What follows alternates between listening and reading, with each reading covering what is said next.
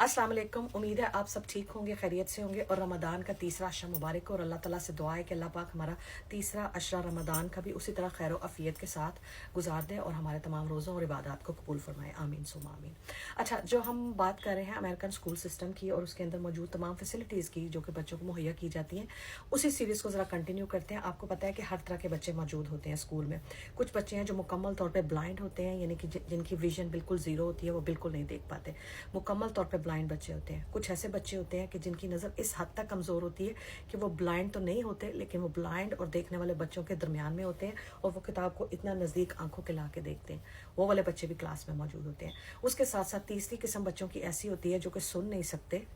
और ना ही वो बोल सकते हैं, लेकिन उनका दिमाग बिल्कुल नॉर्मल बच्चों की तरह काम करता है। वो उसी तरह ज़हीन और काबिल होते हैं, तो लिहाजा वो भी उस नॉर्मल क्लासरूम में वही वाला कोर्स पढ़ते हैं, उन्हीं बच्चों के साथ बैठते हैं जहाँ पे नॉर्मल बच्चे बैठते हैं।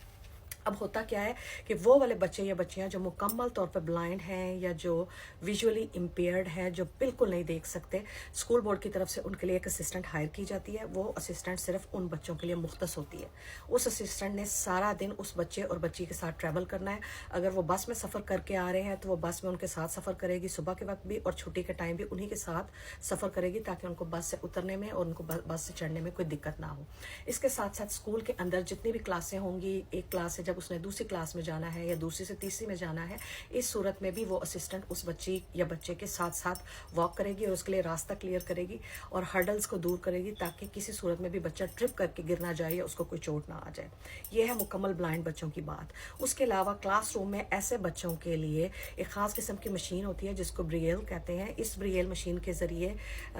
जो है अंधे बच्चे या ब्लाइंड बच्चे या विजुअली इम्पेयर्ड बच्चे जो है वो रीडिंग भी कर सकते हैं और टाइपिंग भी कर सकते हैं। एक ख़ास किस्म की एक टाइपिंग मशीन होती है जिसके ऊपर वो टाइप करते हैं अल्फ़ाबेट्स को, और वो अल्फ़ाबेट्स को उंगली के साथ पहचानते हैं और अपने ज़हन में उनको महफूज करते हैं और इसी तरह टाइप करते हैं अपने तमाम नोट्स एक ख़ास किस्म के पेपर पर, और उस पेपर के ऊपर वो डॉट्स की शक्ल में तमाम अल्फ़ाबेट्स और नोट्स जो हैं वो छपते चले जाते हैं। अब टीचर कैसे इसको पढ़ेगी? टीचर के पास एक ख़ास किस्म की मशीन होती है जिसके अंदर वो ये पेपर डाल देती है और वो पेपर जो है उस हैंड राइटिंग को, जो एक ब्लाइंड बच्चे की हैंड राइटिंग है, ख़ास मशीन के ज़रिए उसको ह्यूमन रीडेबल मशीन के अंदर कन्वर्ट करती है और टीचर की लैपटॉप के ऊपर उसके तमाम नोट्स जो हैं आ जाते हैं। इस तरह से वो उस बच्चे की ग्रेडिंग और उसकी प्रोग्रेस वगैरह जो है उसको मॉनिटर करती है। ये बात हो गई मुकम्मल ब्लाइंड बच्चों की, ठीक है। कुछ बच्चे ऐसे हैं जिनकी नज़र इस हद तक कमज़ोर होती है कि वो किताब को इस तरह आंखों के पास ला के देखते हैं, तो उन बच्चों के लिए क्या होता है कि उन बच्चों के लिए बहुत बड़े बड़े मैग्नीफायर होते हैं क्लास में, जिनको आंख के नज़दीक ला के अपनी किताब को पढ़ते हैं।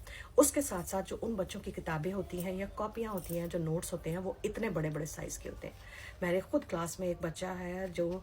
बहुत ज़्यादा ब्लाइंड है और उसकी किताब का इतना बड़ा साइज़ है, और उस किताब का वो सफ़ा ऐसे पलटता है और उसके अंदर मोटे मोटे लफ्ज़ लिखे हुए होते हैं जिसको वो मैग्नीफायर आँख के ऊपर लगा के पढ़ता है और उसके हिसाब से वो अपने नोट्स तैयार करता है।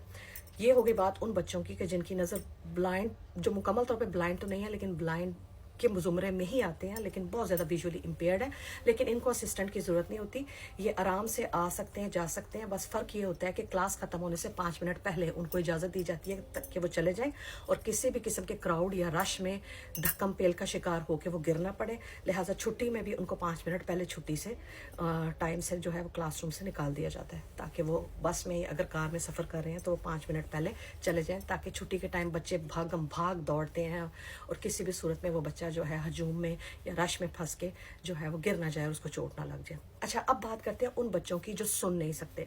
जो डेफ होते हैं। जो बच्चे सुन नहीं सकते, ज़ाहिरी बात है फिर वो बोल भी नहीं सकते, वो बच्चे भी नॉर्मल क्लासरूम में पढ़ते हैं। फ़र्क सिर्फ इतना होता है कि स्कूल बोर्ड की तरफ से उनके लिए इंटरप्रेटर का इंतज़ाम किया जाता है। इंटरप्रेटर वो इंसान होता है या लड़की होती है या लड़का होता है जो साइन लैंग्वेज जानते हैं, जो साइन लैंग्वेज के ज़रिए गूंगे बहरे बच्चों के साथ कम्युनिकेट करते हैं। अब जब टीचर क्लास में बोर्ड के ऊपर लिख रही है, कुछ पढ़ा रही है, लेक्चर दे रही है, तो वो बच्चे ज़ाहिरी बात है सुन तो नहीं सकते। अब वो जो इंटरप्रेटर है वो उस बच्ची के साथ बैठता है, वो टीचर की तमाम इंस्ट्रक्शंस, डायरेक्शंस और हदायत को सुनता है। सुनने के बाद वो उसको साइन लैंग्वेज के ज़रिए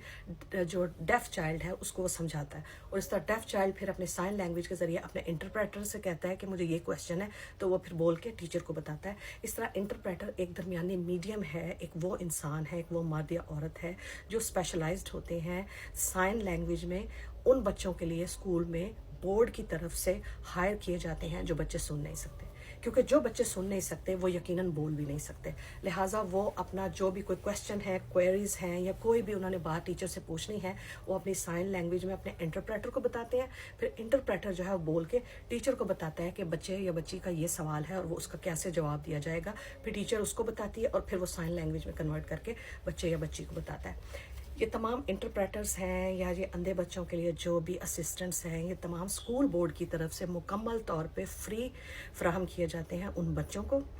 اور یہ گورنمنٹ کے اسکولوں کی بات ہو رہی ہے، ٹھیک ہے۔ اسی طرح آپ دیکھیں کہ بچوں کے اندر بھی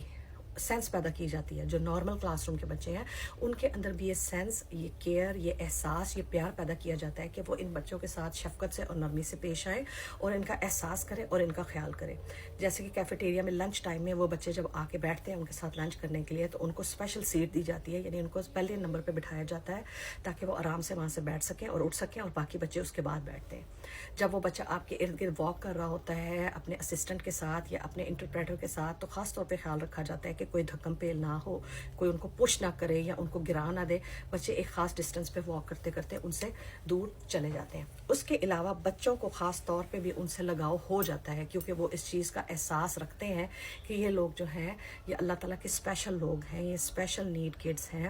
یہ اسپیشل چائلڈ ہیں، لہٰذا ان میں ان کا کوئی قصور نہیں۔ جب جب ان کو کوئی مدد درکار ہوتی ہے، جیسے اگر ریسیس میں ان بچوں نے کھیلنا ہے یا جم کی کلاس ہو رہی ہے جس میں انہوں نے ایکسرسائزز کرنی ہیں یا باسکٹ بال کھیلنا ہے یا ساکر کھیلنا ہے، تو بچے اپنی خوشی سے اور اپنی منشا سے اور اپنی رضا سے ایز اے والنٹیئر ان بچوں کی ٹیم کا حصہ بننا پسند کرتے ہیں اور ان کی مکمل رہنمائی کرتے ہیں، ان کے ساتھ انجوائے کرتے ہیں، ان کے ساتھ دوستی کرتے ہیں، تاکہ ان کو کسی طرح سے بھی یہ اپنے دل میں ملال نہ ہو کہ ہم اگر اندھے ہیں تو اس کی وجہ سے بچے ہم سے بات نہیں کر رہے یا ہم سے دوستی نہیں کر رہے یا ہمارے ساتھ کھیل نہیں رہے، یا ہم اگر سن نہیں سکتے تو ہمارے اندر کوئی بہت بڑی کمی ہے جس کی وجہ سے بچے جو ہیں ہم سے دور ہیں یا ہم سے نفرت کر رہے ہیں۔ بالکل ایسا کوئی کانسیپٹ نہیں ہے۔ اس کی مثال میں آپ کو اپنے خود گھر سے دیتی ہوں کہ میرا جو بڑا بیٹا ہے اس کی کلاس میں ایک لڑکا تھا جو کہ سن نہیں سکتا تھا۔ جب وہ سن نہیں سکتا تھا تو وہ بول بھی نہیں سکتا تھا۔ تو جب پیرنٹ ٹیچر کانفرنس ہوتی ہے یا پیرنٹ ٹیچر میٹنگز ہوتی ہیں تو سارے والدین آتے ہیں، اپنے بچوں کی رپورٹ، ان کی پروگرس کی بات کرتے ہیں۔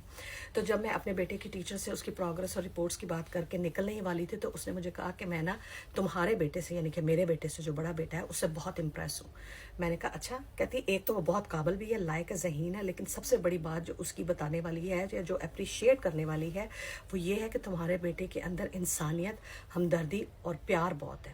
میں نے کہا اچھا، یہ تو بہت اچھی بات ہے، ہم سکھاتے بھی یہی ہیں کہ بچوں کو پیار کرنا چاہیے، عزت کرنی چاہیے، اور ہیومینٹی جو ہے کمز فرسٹ۔ تو کہتی کہ کلاس کے اندر ایک ایسا بچہ ہے جو سن نہیں سکتا، جو بول نہیں سکتا،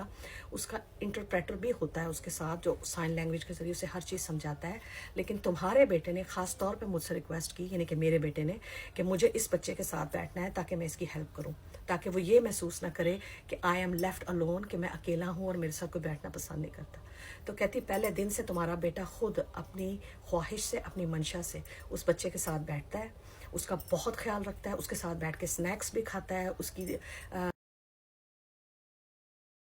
اسائنمنٹس میں اس کی ہیلپ بھی کرتا ہے، اس کے ساتھ بیٹھ کے سنیکس بھی کھاتا ہے، لنچ بھی اس کے ساتھ کرتا ہے، اس کے ساتھ کھیلتا بھی ہے، اس کے ساتھ فن بھی کرتا ہے۔ تو اس چیز سے میرا دل اتنا خوش ہوا کہ میں نے کہا اللہ تعالیٰ کی ذات کا بڑا کرم ہے کہ ہم اپنے بچوں کو جو تربیت دیتے ہیں یا جو چیزیں سکھاتے ہیں وہ واقعی سیکھتے ہیں اور اس پہ عمل بھی کرتے ہیں۔ اور یہ چیز تو اللہ تعالیٰ کے ہاں ویسے ہی بڑی قبول و مقبول ہے کہ جو لوگ ذہنی یا جسمانی طور پہ کمزور ہیں اور اگر کوئی ان سے پیار کرتا ہے، ان کی مدد کرتا ہے، ان کا خیال کرتا ہے، تو اللہ تعالیٰ کی ذات اسے اجر دیتے ہیں۔ تو لہٰذا کہتی میں نے تمہارے بیٹے کی سیٹ جو ہے نا مستقل طور پہ اس بچے کے ساتھ آگے کر دی ہے تاکہ وہ اس کے ساتھ مکمل طور پہ کوآپریٹ کر سکے، اس کی فرینڈشپ کو انجوائے کر سکے، اس کی ہیلپ کر سکے۔ تو کہتی میں تمہارے بچے سے بہت امپریس ہوں، تم نے اس کی بڑی اچھی تربیت کی۔ تو لہٰذا میری آپ سے یہ گزارش ہے کہ اپنے بچوں کی تربیت بھی کریں۔